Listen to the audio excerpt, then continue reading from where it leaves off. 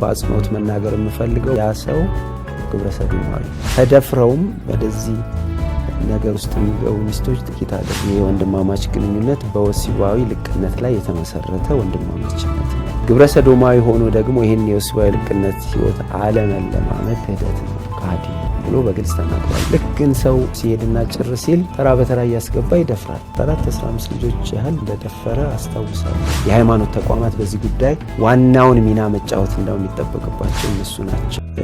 ይገቡበታል እንጂ ልክ ርቆ እንደተሰቀለ ዳቦ ነው። ደረስኩበት ሲሉ ያን እርካታ ያገኙትም እና ሁሌ የፍለጋ ህይወት ነው። ይሄን ይሞክራሉ፣ ያን ይሞክራሉ እና በዛ ሁሉ ውስጥ ከፍተኛ የስነ ልቦና ጉዳት እና ጫና አለባቸው። ሴቶቹ ጋር ስንመጣ እንደዚሁ ለአደንዛዥ እጽ ታልፈው የመሰጣታቸው እድል ለዚህ ለአዲክሽን ማለት ነው ወደ 412% አካባቢ ነው እና መረጃው በግልጽ ስላለ ለማሳየት እችላለሁ። እና ምን እያልኩ ነው? ግብረ ሰዶማውያን የስነ ልቦና ተጎጂዎች ናቸው። እንዳውም ግብረ ሰዶም የስነ ልቦና ጉዳት ውጤት ብቻ ሳይሆን ለበለጠ የስነ ልቦና ጉዳት ይዳርጋል። እና በዚህ ምክንያት ሱሳይዳል ናቸው፣ ራሳቸውን የሚያጠፉ በርካቶች ናቸው። ግብረ ሰዶማውያን ቫዮለንት ናቸው፣ ነውጠኛ ይሆናሉ። እንዳውም ዶክተር ፖል ካሜሩን የተባሉ ታዋቂ ተመራማሪ ናቸው በዚህ ጉዳይ ፋሚሊ ሪሰርች ኢንስቲትዩት ውስጥ የሚለውን ያቋቋሙና ያለፉት 30 ዓመታት በላይ ምርምር ያደረጉ ሰው ምንድነው የሚሉት? ግብረ ሰዶማውያን እንደውም ቃል በቃል እንደዚህ homosexuals are 15 times more likely to commit murder than non-homosexuals። ነፍስ ለማጥፋት ቅርብ ናቸው። ውስጣቸው ቁጣ፣ ሐዘን፣ ድባቴ ወይም ድብርት ስላለ በቀላሉ ነው out of control ወይም ከቁጥጥር ውጭ የሆነ ስሜት ውስጥ የሚገቡት። በዚህ ምክንያት የሰውን ነፍስ ማጥፋት፣ ራሳቸውን ህይወት ማጥፋት በእነሱ ዘንድ በጣም በሰፊው አለ። ለአደንዛዥ እጽ ተጋላጭ የሚሆኑትም፣ ለአልኮል ሱሰኛ የሚሆኑትም ከዚህ የተነሳ ራሱ ድርጊቱ የፊንጢጣ ወሲብ በራሱ የግብረ ሰዶም ድርጊት ነው እና በባልና በሚስት መካከል አሁን እንደ ፋሽን ሆኖ ባለፉት ዓመታት ምድራችን ገብቷል እና ወጣቶችም ከጋብቻ በፊት ይሄ ዴቲንግ በሚሉት አይነት ግንኙነቶች ውስጥ የትኛውን ነሽ የትኛውን ነህ እየተባባሉ ራሳቸውን አይደንቲፋይ እንደሚያደርጉ ወይም እንደሚገልጡ እንሰማለን፣ ያጋጥመንማል። በአጽንኦት መናገር የምፈልገው ባል ከሚስቱ ጋር በፊንጢጣ የሚገናኝ ከሆነ ያ ሰው ግብረ ሰዶማዊ። ምክንያቱም አንድን ሰው ግብረ ሰዶማዊ የሚያደርገው ድርጊቱ ነው፣ በምርጫ የሚያደርገው ድርጊት ነው። ግብረ ሰዶማዊ አንድ ሰው የሚሆነው በምርጫ ነው ልልሽ ፈልጌ ነው እንጂ ተገዶ በጂን ምክንያት ይሄ ዘረመል ተጽዕኖ አይደለም። እና እንዳውም አንድ አባባል አለ፣ ጂንስ ፕሮዲዩስ ፕሮቲንስ ኖት አወር ፕሬፈረንስስ። ደግሞ አለ ጂንስ ፕሮዲዩስ ፕሮቲንስ ኖት አወር ፕሬፈረንስስ። ምን ማለት ነው? ጂንስ ማለት እኛ ውስጥ ያሉ ዘረመል ቅንብር ኬሚካል ቅንብሮች ናቸው እና ተክለ ሰውነታችን እንዲሰራ ምክንያት የሚሆኑ እና ፕሮቲኖች እንጂ የሚያመርቱት ፕሬፈረንስ ወይም ምርጫዎቻችንን የግድ አይወስኑብን፣ ጫና አያመጡብን እና ሊተባበሩ ይችላሉ በአንዳንድ ሁኔታዎች። ግን የግድ ግብረ ሰዶማዊ ካለው ማንንም አስገድደው አያውቁም እና ስለዚህ የምርጫ የድርጊት ውጤት ስለሆነ ባሎች ሚስቶቻቸውን በዚህ መልክ ሲገናኙ አንደኛ እነሱ ግብረ ሰዶማዊ ይሆናሉ፣ ሁለተኛ ነገ ሚስታቸው ላይ ቆሙ። ይህም ሊሰመርበት ይገባል። ሚስቶች ይህን ሊሰሙ ይፈልጋሉ። ነገ እነሱ ጋር አይቆዩም፣ ሌላ ወንድ ጋር መሄዳቸው አይቀርም። ምክንያቱም እዚህም ያለው እዛም ስላለ ማለት ነው፣ ወንዶች ጋር ይሄዳሉ። እና ሴቶች ደግሞ ምናልባት በዚህ መልክ ባሎቻቸው ሲገናኟቸው መጀመሪያ ያው ብዙ ጊዜ ፈቃደኞች ስለማይሆኑ ተደፍረውም ወደዚህ ነገር ውስጥ የሚገቡ ሚስቶች ጥቂት አይደለም። ሰው ላድርገው ብሎ በራሱ የሚያስበው ነገር እንዳይሆን ፈጣሪ ውስጣችን ያስቀመጠው ፍላጎትም አይደለም እና ጤናማ በሆነ መንገድ እኔ ያው ስናገር ሁሌም የምናገረው ነው። ወሲብ ወይንም ሴክስ በትዳር ማዕቀፍ ውስጥ ብቻ ፕራክቲስ ሊደረግ ወይም ሊተገበር የሚገባው ጉዳይ ነው። ከጋብቻ ውጭ ይህንን የተከበረ የተቀደሰ ነገር ሰዎች አቢዩዝ ማድረግ ሲጀምሩ ማለትም ሴክስን ከጋብቻ በፊትና ከጋብቻ ውጭ ማድረግ ሲጀምሩ በቃ አዙሪት ውስጥ ነው የሚገቡት፣ መቆም የማይችል አዙሪት ውስጥ እና የአዙሪት ወስዶ ግብረ ሰዶም ላይ ነው የሚጥላቸው። ማለት ይሞክሩታል፣ እርካታውን አያገኙትም። ከተቃራኒ ጾታም ጋር ማለት ነው እርካታውን አያገኙም። ለምን? ትዳር ውስጥ ያለ ነገር ስላይደለ፣ ትዳር ውስጥ የሚፈጸም ነገር ስላይደለ ልክ እንደ ፋስት ፉድ ነው። ሮጦ የሆነ ነገር አድርጎ የመነሳት ጉዳይና እውነተኛው ሳቲስፋክሽን እዛ ውስጥ የለም። ፕሪማሪታል ወይም ቅድመ ጋብቻ ወሲብ ውስጥ ወይም ከጋብቻ ውጪ በድብቅ የሚደረጉ ነገሮች ውስጥ እና አሁንም ያን እርካታ ፍለጋ ሌላ ሰው ጋር ሲሞከር እስቲ ደግሞ የፊንጢጣው ይሞከር ይባል። እሱ ነው የዘመኑ ፋሽን፣ አሪፉ መንገድ ይባልና እዛ ውስጥ ይገባል። ያ በራሱ አዲክሽን ይሆናል፣ አጥዋን ሱስ ይሆናልና ከዚያ ተፈጥሯዊ ያስጠላቸዋል። ከተፈጥሮ ስርዓት ውጪ ሰው መሄድ ሲፈልግ የሚገባበት ቀውስ እንጂ በተፈጥሮ ያለ ጉዳይ አይደለም። ይሄ እኮ ግልጽ ነው። መቼም ሕፃን ልጅም ቢጠየቅ ፊንጢጣ ተግባሩ ምንድን ነው ቢባል በቃ ካካ የሚወጣበት ነው። እዛ ውስጥ ከካካ ውጭ ሌላ ምንም ነገር የለም፣ ወይም ከሰገራ ውጭ ማለት ነው። እና የግድ የተማረ ሰውን መሆንን አይጠይቅም። የግድ ሳይንቲፊክ አናሊሲስ መስጠት አይጠይቅም። ተፈጥሮን መመልከት እና እግዚአብሔር ሰውን ሲፈጥር የወንድ ብልት ከሴት ብልት ጋር በሚያደርገው ግንኙነት የተመቸ ሁኔታ እንዲኖር በሚል ሁሉን ነገር በስርዓት አስቀምጦ ነው የፈጠረን እና ይሄ የሕክምናውም ሳይንስ በግልጽ የሚያስቀምጠው ነገር ነው እና ሰው እዛ ጋር የሚሄደው እውነትን ለማወቅ ባልፈለገ መጠን ለማይረባ አእምሮ ታልፎ ስለሚሰጥ እና ተፈጥሯዊ ነገር እውነትን አልፈልግ ሲል ለውሸት ታልፎ ይሰጣል። ያ ውሸት ደግሞ ሰውን እንደ ጉድ ነው የሚነዳ እና መቆሚያ የሌለው ድጥ ነው እና አንዴ መንሸራተት ከጀመርን በቃ ፍጻሜያችን መመለሻ የማይኖረው ጥፋት እስኪሆን ድረስ በቃ መንከባለሉ ወይም መንሸራተቱ ይቀጥላል። እና ስሊፐሪ ስሎፕ እና ለዚህ ነው አትሞክሩ፣ ዘመናዊነት አይደለም፣ ራሳችሁን ጠብቁ፣ መታቀብ ለሁሉ ነገር መድኃኒት ነው ብለን የምናስተምረው እንደ አንድ ያው ግድ እንደሚለው ዜጋ ማለት ነው። ያው መነገር ያለበት ጉዳይ ስለሆነ ማለት ነው። ዳሪ መብላት ብቻ ሳይሆን ሽንት መጠጣት፣ የሰውን ሽንት መጠጣት እንጥጣን መላስ ደረጃ የሚያደርስ ነገር ምንድን ነው ብለን ስንል ተፈጥሯዊ መሰረት የለውም። ማናችንም ይህንን ነገር አይደለም ልናደርገው ስናስበው የምንጠላው ነገር የምንጸየፈው ለመስማትም የሚዘገንን ነገር ነው። አሁን እኮ ሚዲያ ላይ አሁን ስንናገረው ተመችቶን አይደለም፣ ግን ያው ህብረተሰባችን መጠበቅ ስላለበት ነው። ይሄ አይነት ችግር አሁን መካከላችን በተለያየ መልክ እየተገለጠ ስለሆነ ልጆቻችን እንዲጠበቁ፣ ወጣቶች እንደገናም ጎልማሶች እንዲጠበቁ መናገር ስላለብን እንጂ አይደለም ለማድረግ ለመናገርም የሚያጸይፍ ነገር ነው እና የትኛውም ሰው በጤነኛ አእምሮ ሰገራ መብላትን አያስብም፣ አይደለም መብላትን መንካትን አያስብም። እና ለዚህ ነው ማንኛውም ሰው ሲጸዳዳ መጥረጊያ የሆነ ሶፍት ወይም የሆነ ነገር የሚፈልገው አይደለም አፍ ውስጥ ሊያስቀምጠው ማለት ነው። ታዲያ ሰው ወደዚህ ነገር ውስጥ ለምን ይገባል? አእምሮ ስለሚታመም፣ ስነ ልቦና ቀውስ ውስጥ ስለሚገባ እና ግብረ ሰዶም የስነ ልቦና ቀውስ ውጤት ስለሆነ እና ሌላ ምክንያት አለው ወይ ካልሽኝ ቅድም ብየዋለሁ። ለክፉ መንፈስ ተጽዕኖ ታልፎ ስለሚሰጥ፣ ለሰይጣን ተጽዕኖ ታልፎ ስለሚሰጥ ማለት ነው እንጂ ሰው በጤናው እንዲህ አይነትን የወረደ ተግባር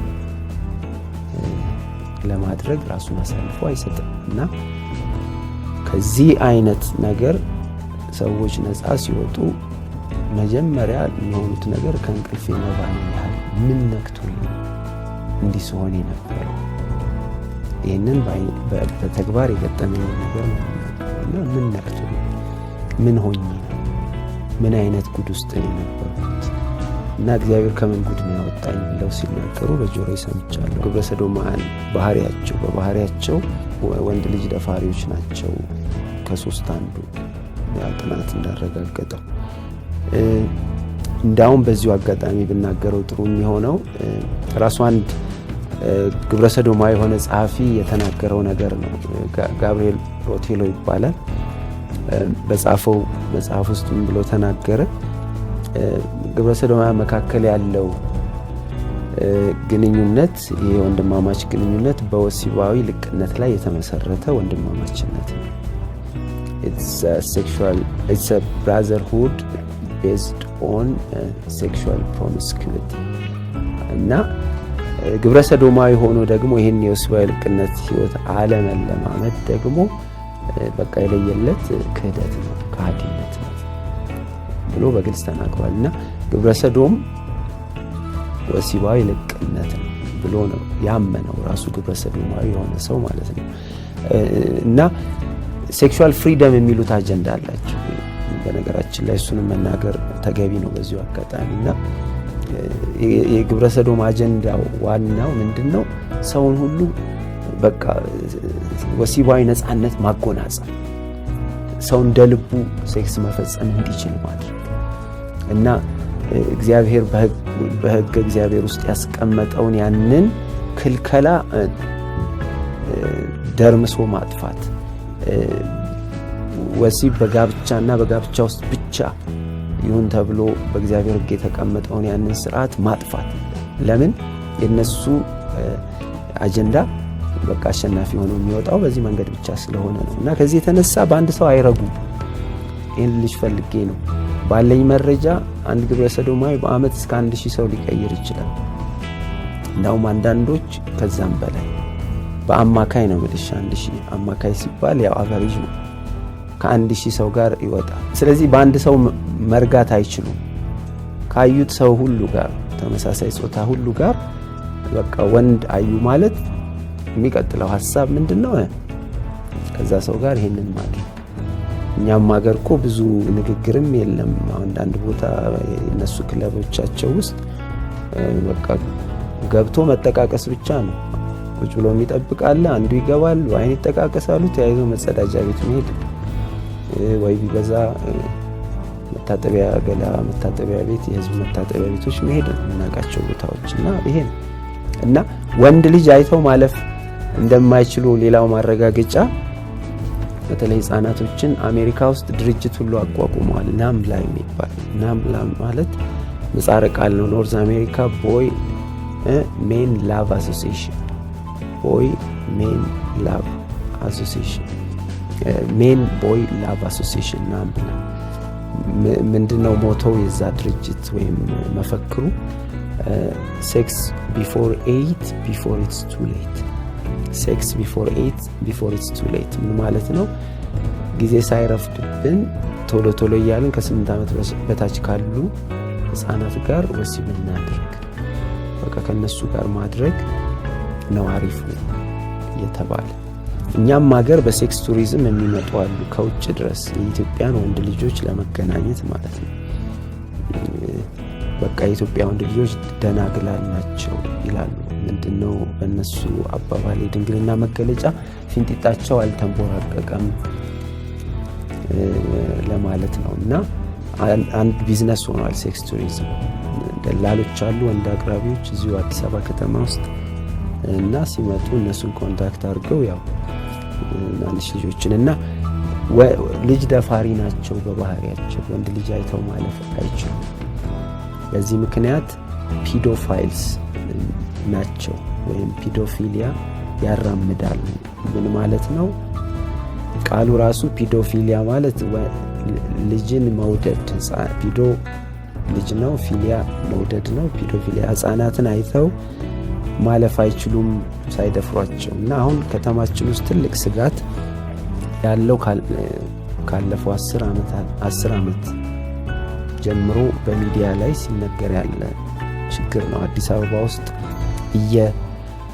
የተበራከተ የመጣው የወንድ ልጆች ጥቃት ተብሎ በጋዜጣ ላይ ወጣው የዛሬ 11ኛ ዓመቱ ነው። እንዳውም አሁን ኢትዮ ቻናል ጋዜጣ 2011 እንግዲህ ኢትዮ ቻናል አሁን ያለ አይመስለኝም 2011 ባልሳሳት 2000 ዓመተ ምህረት የካቲት ወር ላይ ባልሳሳት ያወጣው ትልቅ ዘገባና በየፖሊስ መምሪያው የተጠቁ ወንድ ልጆች ግራፍ ራሱ መረጃዎች ላይ አለ።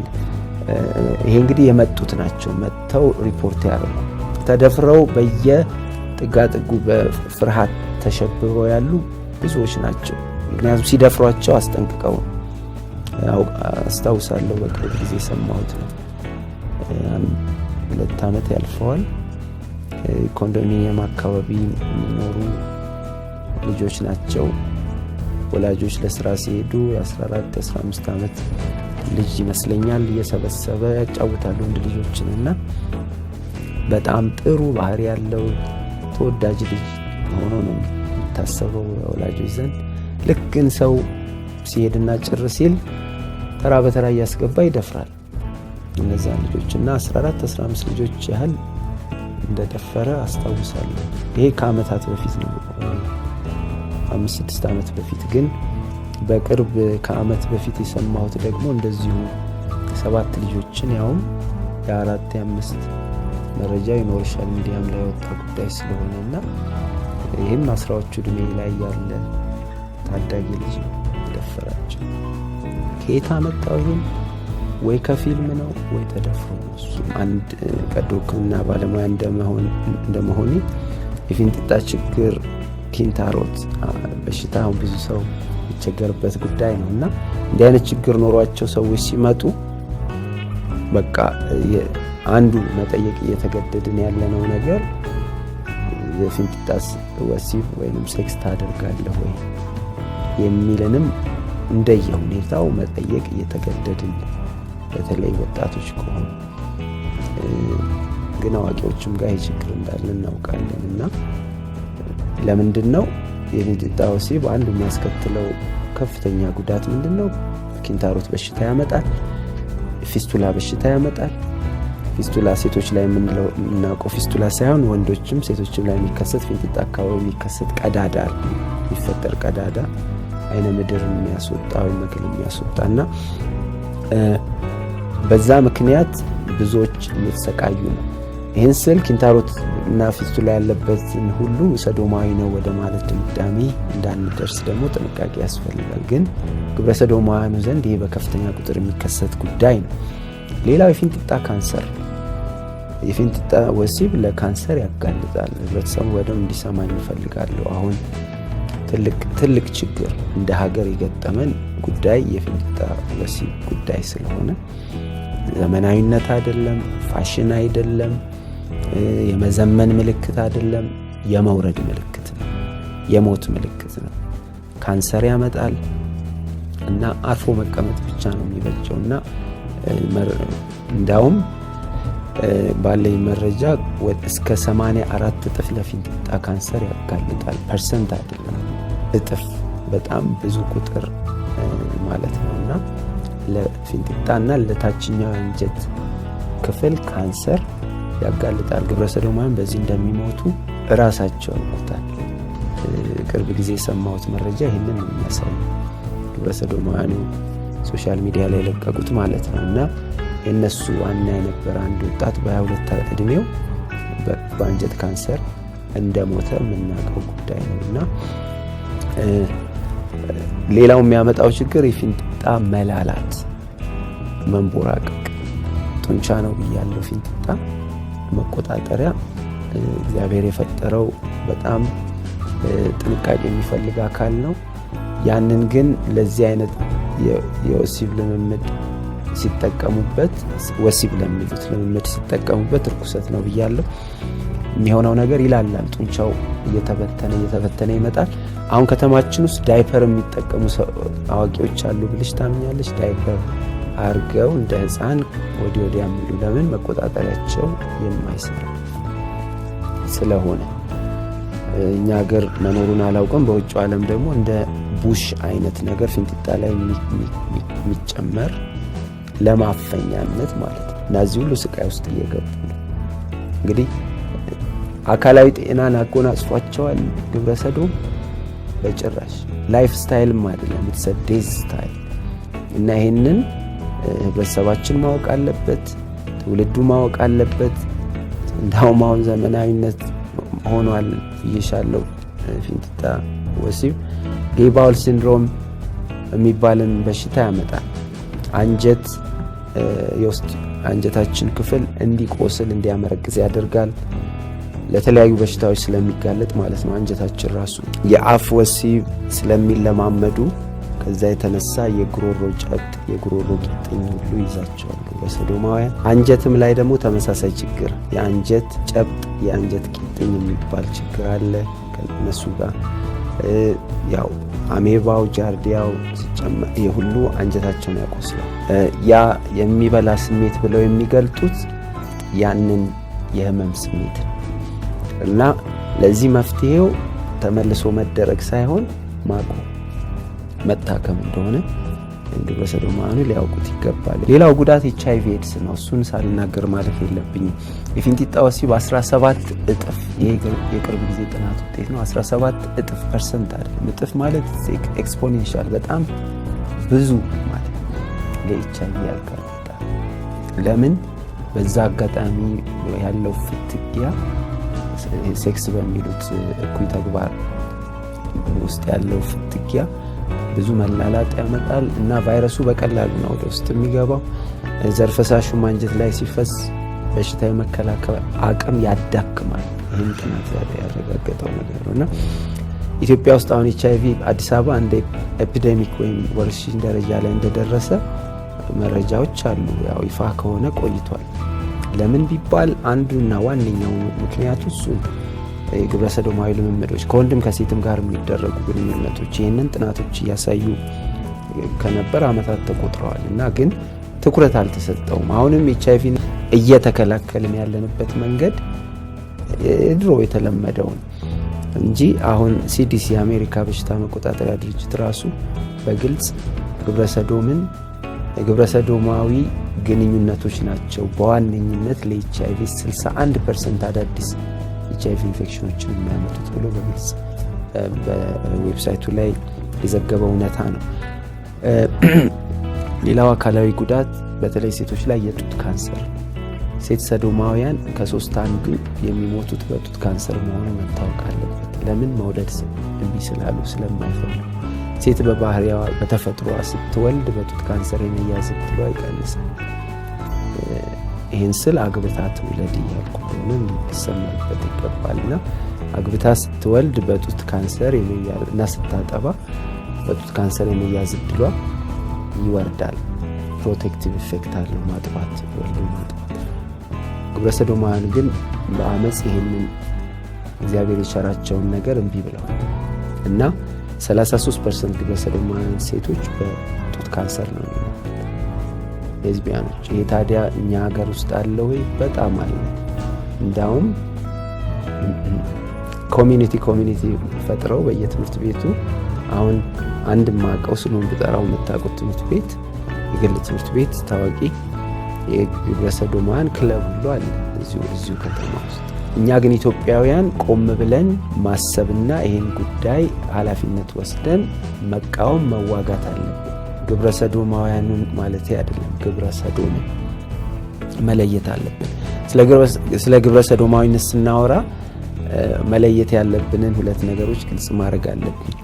ግብረ ሰዶማውያን ሰዎቹ ናቸው። ግብረ ሰዶማዊነት ደግሞ ላይፍ ስታይል የሚሉት ዴዝ ስታይል የሆነው ህይወት እና ይሄን ህይወት ነው እኛም የምንዋጋው፣ የምንጸየፈው፣ የምንቃወመው። ግብረ ሰዶማውያንን ግን ሰው ስለሆኑ በጉዳት በመደፈር በውሸት ታስረው እዛ ውስጥ ያሉ የኛው ወንድሞችና እህቶች ስለሆኑ ኢትዮጵያውያን ዜጎች ስለሆኑ እነሱን የማውጣት ግዴታ አለ።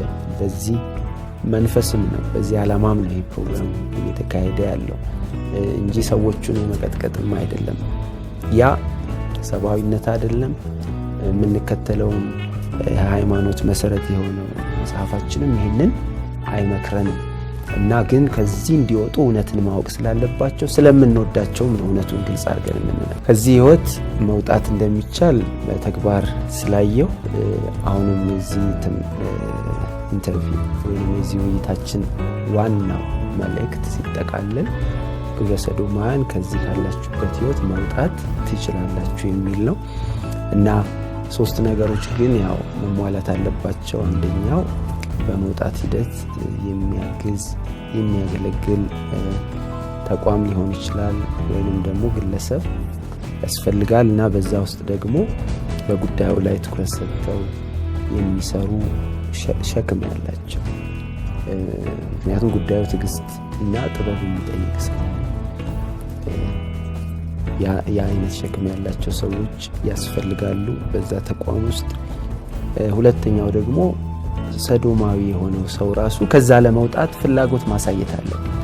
ሙሉ ፍላጎት ግማሽ ልብ ሆኖ የመውጣት ጉዳይ ሄዶ የሆነ ነጥብ ላይ ከፎሎ አፕ የመጥፋትም ነገር ስላለ ማለት ነው። የምክር አገልግሎት እና ክትትል የአንድ ቀን ምክር አይደለም። አንዳንዴ በአማካይ 2 ዓመት ተኩል እስከ 3 ዓመት የሚፈጅ ትዕግስት በተሞላበት መልክ በጥበብ በመረጃ በእውቀት የሚደረግ ክትትል ነው።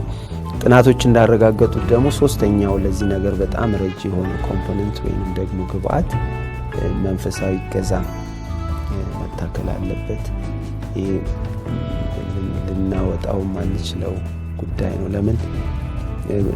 ግብረ ሰዶማዊነት መንፈሳዊ ገጽታም ስላለ የሰውን መንፈሳዊ ማንነትን የሚጎዳ ጉዳይ ስለሆነ የሃይማኖት ተቋማት በዚህ ጉዳይ ዋናውን ሚና መጫወት እንደሚጠበቅባቸው እነሱ ናቸው። የሚያሳዝነው ግን ትኩረት እየሰጡት አይደለም። ከመቃወም ያለፈ ያው የሚቃወሙ መቃወማቸው ተገቢ ነው።